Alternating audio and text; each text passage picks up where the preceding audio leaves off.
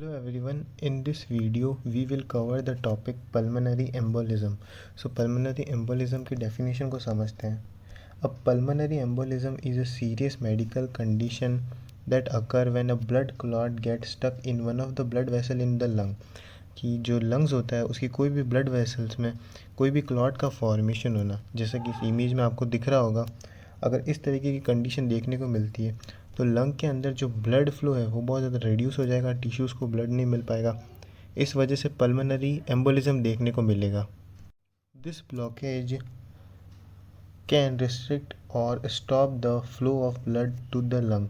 जैसा कि हमने पढ़ा कि ये ब्लॉकेज होने की वजह से जो लंग के अंदर जो ब्लड का सर्कुलेशन है वो स्टॉप भी हो सकता है और बहुत ज़्यादा कम भी हो सकता है. Cause damage to the lung tissue and reducing the amount of oxygen that reach the rest of body.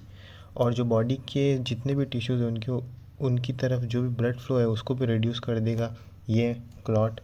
Now इसकी डेफिनेशन जैसा कि हमने एक तो पढ़ी है, एक और डेफिनेशन हमारे पास यहाँ पे है, वो है थ्रोम्बस क्लॉट और plug that carried by blood stream and can cause blockage. यानी कि इस कंडीशन में अपन को एम्बोलिज्म देखने को मिलेगा. एम्बोलिज्म क्या होता है? जो ब्लड वेसल्स के अंदर ट्रैवल करके कहीं पर भी जाके ब्लॉकेज कॉज कराए उसको बोलते हैं embolism. Now pulmonary embolism is the blockage of pulmonary arteries by thrombus emboli that obstruct circulation. ये सर्कुलेशन को भी इनहिबिट करेगा और रोकेगा. Now what are the causes of pulmonary embolism? So deep vein thrombosis, DVT इसका cause देखने को मिलता है. All pulmonary embolism develop from thrombi, most of which originate in deep calf and femoral iliac vein. ये जो होता है इनका ओरिजिन यहाँ पे होता है फीमोरल और इलैक वेन में होता है. ट्यूमर कॉज है इसका एक heart disease, endocarditis, congestive heart failure, obesity, factor affecting blood coagulation, genetic thrombophilia and acquired thrombophilia, cancer.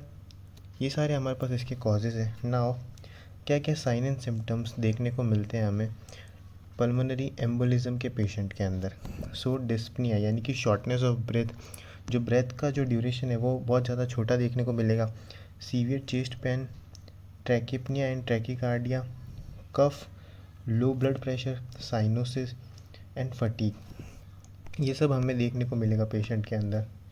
Now let's talk about pathophysiology. Formation of emboli. Blood vessels के अंदर कहीं भी एम्बोलाई का फॉर्मेशन होगा. Emboli travel to lung, और वो emboli यानी कि वो ब्लड क्लॉट लंग की ब्लड वेसल्स से ट्रैवल करता हुआ कहीं पे पल्मोनरी पार्ट के अंदर कहीं पे भी स्ट्रक हो जाएगा और जो हमारा ब्लड फ्लो है उसे बहुत ज़्यादा रिड्यूस कर देगा.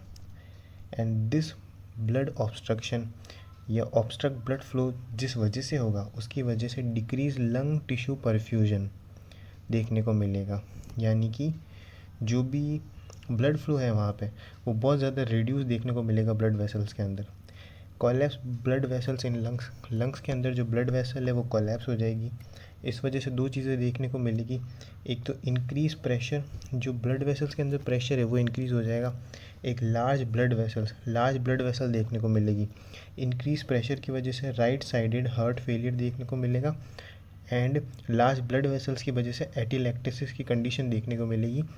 एटीलैक्टेसिस की कंडीशन में तो जो लंग होता है बॉडी का कोई भी वो कोलैप्स कर जाता है. इस कंडीशन को बोलते हैं एटीलैक्टेसिस. इसके ऊपर हमने डिटेल में वीडियो बनाया है, आप चाहे तो देख सकते हैं. Now diagnostic evolution. क्या क्या टेस्ट होते हैं या क्या क्या तरीके होते हैं जिनसे हम पल्मोनरी एम्बोलिज्म का पता लगा सकते हैं पेशेंट में? History and physical examination, chest एक x-ray, ECG and ABG analysis, complete blood circulation test, CT scan, MRI and lung scan and echocardiography. Echocardiography इसलिए क्योंकि ये जो कंडीशन है वो राइट साइड हार्ट फेलियर से रिलेटेड है. नाउ क्या क्या मैनेजमेंट्स होते हैं या क्या क्या मैनेजमेंट्स हम इसमें करते हैं? ऑक्सीजन एडमिनिस्ट्रेशन करेंगे पेशेंट के अंदर, उसको ऑक्सीजन प्रोवाइड करेंगे. एंटीकोएगुलेंट यानी कि एंटीकोएगुलेंट थेरापी देंगे, जैसे कि हेपेरिन और वारफेरिन, जो कि ब्लड क्लॉट को फॉर्म होने से रोकेगा। एंड थ्रोम्बोलाइटिक एजेंट्स, जो कि पुराने क्लॉट को डिसॉल्व करने के लिए या उसे ब्रेक करने के लिए देंगे। Fibrinolytic agents, respiratory measures, severe hypoxemia, intubation, ये सारे मैनेजमेंट्स हमें देखने को मिलेंगे। Now let's come to nursing management. So nurse के क्या रोल होते हैं?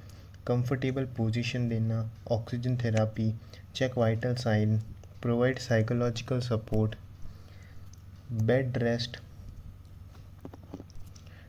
Rest, deep breathing and coughing exercises, administration of medication as prescribed by physician, follow up checkups, यानी कि पेशेंट को सारी चीज़ों के बारे में समझाना, उसे प्रॉपर ट्रीटमेंट देना।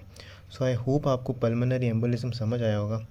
समझ आया हो तो प्लीज़ वीडियो को लाइक करें, शेयर करें, सब्सक्राइब करें। Thank you.